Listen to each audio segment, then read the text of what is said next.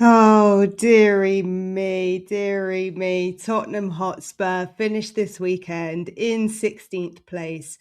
29 points from 28 games, no league wins in 2026, two wins in the last 19, eight straight games conceding two goals.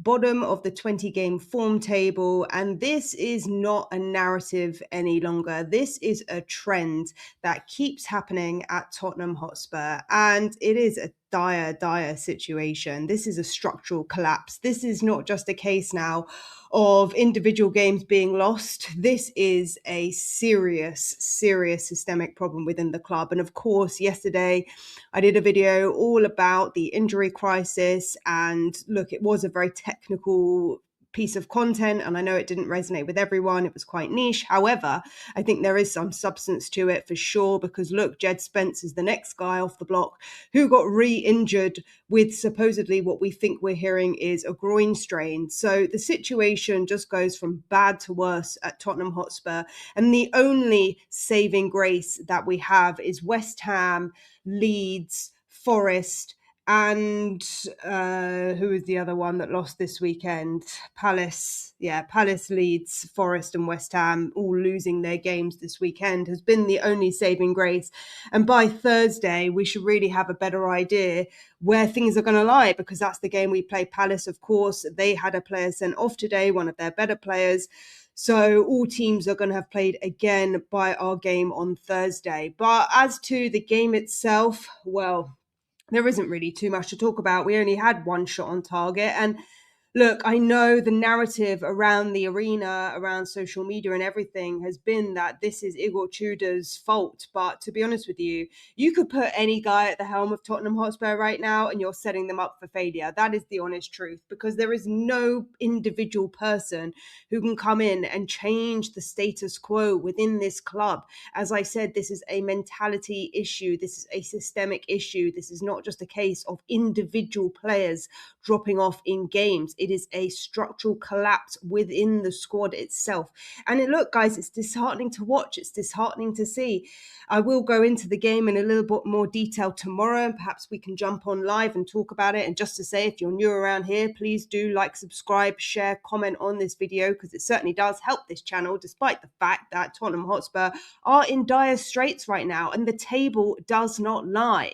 You know, I said in the match prediction that Fulham were a mid-table team, and unfortunately it showed today. It showed that they were the better team. Even Sessegnon was our best defender at times. It was crazy, and it was so... I don't even know sometimes what to say about these games, because was there even any positives to take? I don't know. I think the second half, maybe we came out a little bit better.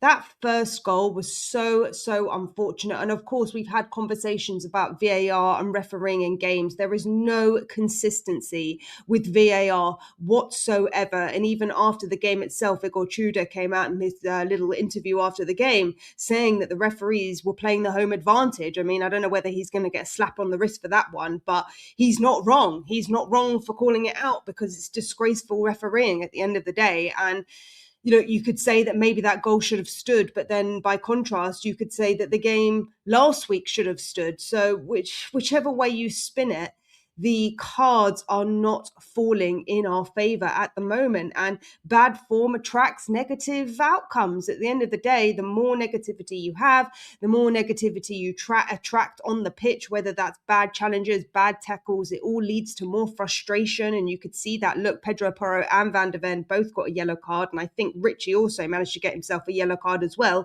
after the goal that he scored and couldn't get the ball back. So we could not string two passes together in the first half of this game.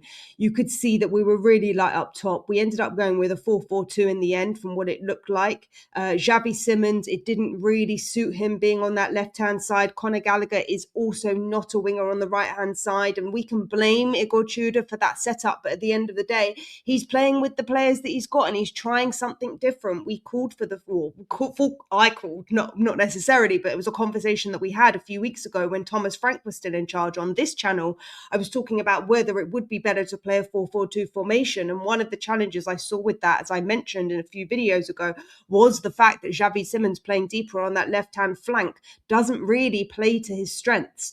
So I think in the main, it wasn't a great performance. I think you have to start Richie over Kolo Muani going forward. Kolo Muani, he doesn't have the same passion as fight as Richie. Whether Richie is fighting for playing in the Brazil squad this summer, who the hell knows? But he's our top goal scorer, so you have to play him.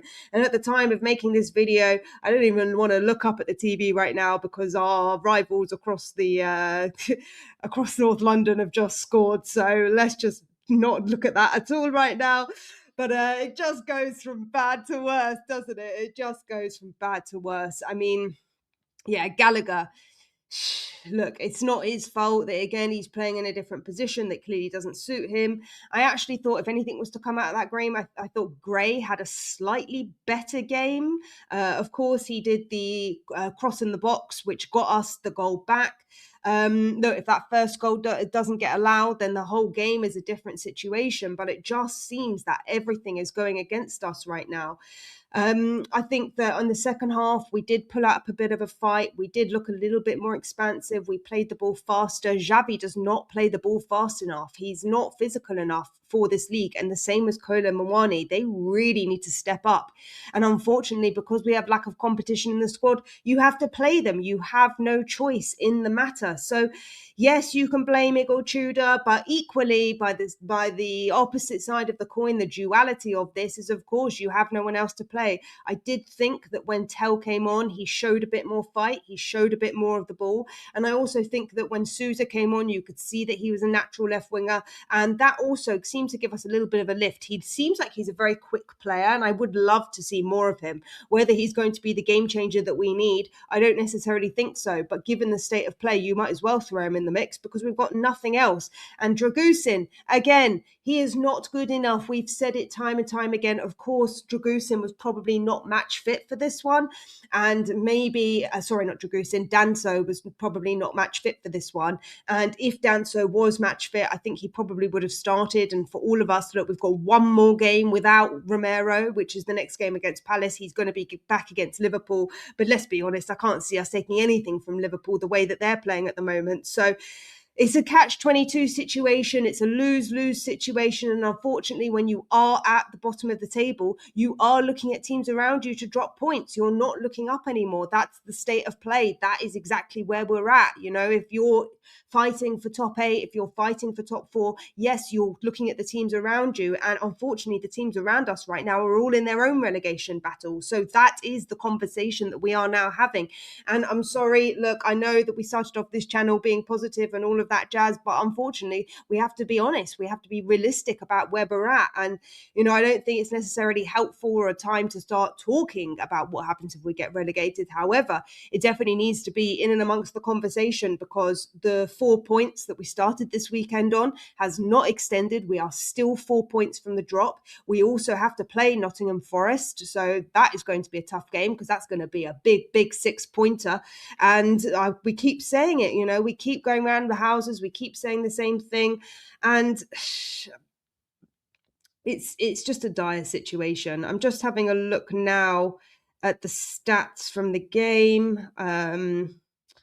Our XG from the game was 0.88. The first half was 0.5. Second half was 0.38. So it was actually worse in the second half than it was in the first half. However, we did have that one shot on target in the entire game, which happened to be the goal that Richarlison scored. We had 285 passes, 74% of which were accurate, that is a massive drop from where we were at the beginning of the season. It's really, really not good enough. Under Ange, we were making 600 passes per game. So a passing of 285 is just not good enough. We cannot get hold of the ball. We cannot string 3 passes together. We can't get it in the final third. And maybe if you play 3 behind the striker, maybe you have a bit more on the ball because you can play Xavi in your wingers, but we've got no wingers. So the whole system is set up for collapse. That is the unfortunate and harsh truth, the bitter pill that we must swallow off the back of this game yet again. And I don't even know how many games I've covered on this channel now, almost our 2-month anniversary, and we are still searching for our first win in 2026. If anything, we had 6 accurate crosses, double theirs, but it was still only 30%. We did have more throw-ins, but they came to nothing at the end of the game. Vicario made 2 good saves. Arguably, the second goal that Fulham scored, there was nothing that you could really do about that. But then again, the shot itself was fantastic, but then no one's closing Iwobi down from the middle of the pitch. How many times have we said before that players come in outside the box, outside the area, come in, make a shot, have too much space, aren't closed down, and yet again we are subject to another goal which is scored from outside the box. And how many times can we keep doing this to ourselves without actually turning around and saying, hang on, maybe we should fix this mistake, because these are mistakes that keep on happening. And okay, if you make these mistakes once, twice, 3 times, maybe it's a bit better. What's the saying? Fool me once and make the same mistake again. Fool me. I don't know, but I don't know what I'm saying, because this is how bad the situation is, guys. It's just, it's just a terrible situation. I mean, is there anything positive that we can take from that game? Paulinho had 3 shots. He also won 80% of his tackles. He won the most tackles on the day again. But, I mean, does that even say too much? Because you get the ball and, I mean, Vicario, oh my goodness, Vicario clearing the ball into the stands. I mean, what the hell is that about? What the hell is our goalkeeper doing? He's clearly lost a lot of confidence, Vicario. I mean, I don't know, maybe even the first goal that he should have stopped as well. But unfortunately, it's just not falling for him either at the moment. And this is just a whole team which has a systemic issue, which is unfortunately at the moment going through a massive collapse. They just cannot mentally get themselves up for a game. And not only mentally, it's tactically as well, because the lineup, the structure that we're playing, you can play a 4-4-2, you can play a 4-3-1-2, 4-2-3-1. It literally, whichever way you play these players, they are not set up to play together. They are not set up to play in the same system.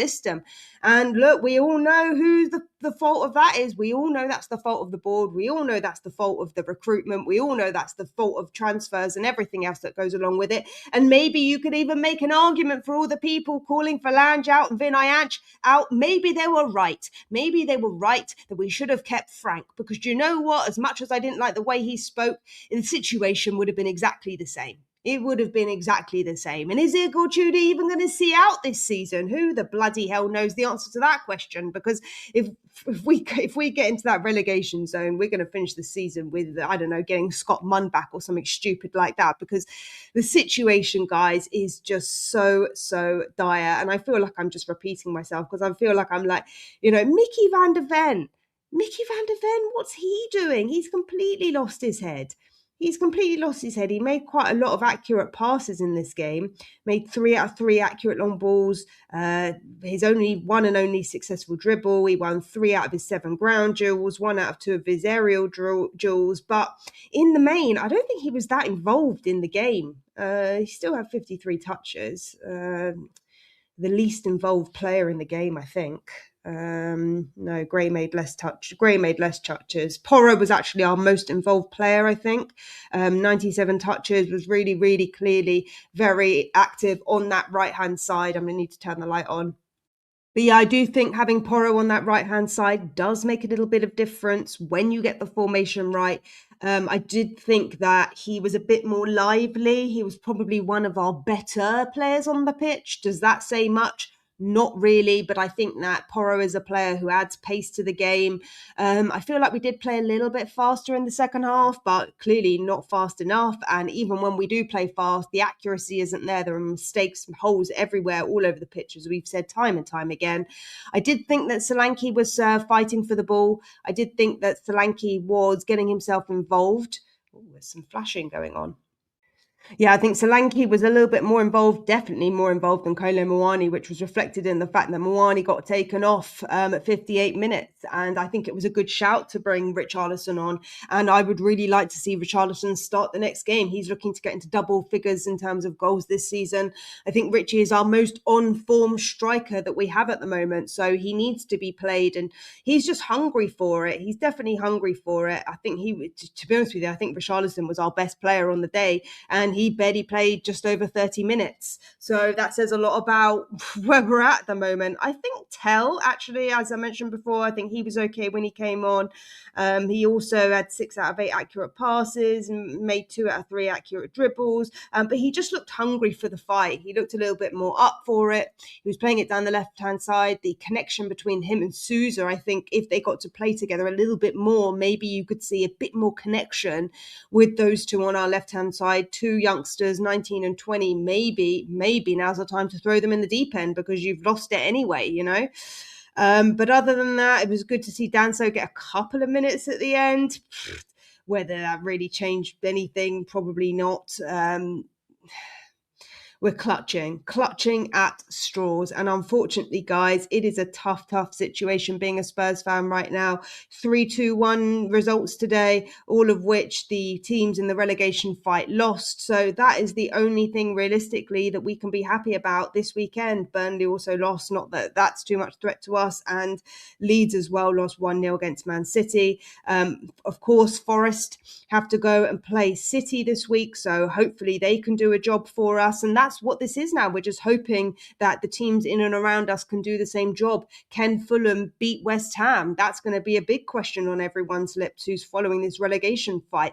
Hopefully Sunderland can also take something from Leeds. Who knows what that's going to look like, because they had a draw earlier this season. So it's going to be a sticky situation that we're going to be talking about over the next few weeks, guys. So as I keep saying, lock in, brace yourselves, because the situation doesn't seem to be getting any better. And so we take it in our stride. We have to take it in our stride. We move on. Hopefully we can start moving up. Hopefully we can just hold tight and sit tight, because at this rate, the way that we're playing, it would be good if we can finish the season in 16th. That would be a result for us. So situation is what it is. Unfortunately, it's another loss for Tottenham Hotspur. That makes our last 5 games 4 losses and 1 draw, which was against City. So we are the team that's on the worst form in the Premier League. As I said at the very beginning of this, bottom 4 of the Premier League table in terms of our most recent form. So guys, let me know in the comments what you thought of this game. How are you feeling today? I will try and jump on live tomorrow and we can have a bit of a therapy session and digest everything a little bit more together and hopefully move forward with this situation. And who knows, maybe this takeover cannot come soon enough. So guys, have a lovely evening. I'll see you all in the next video very soon. Bye for now.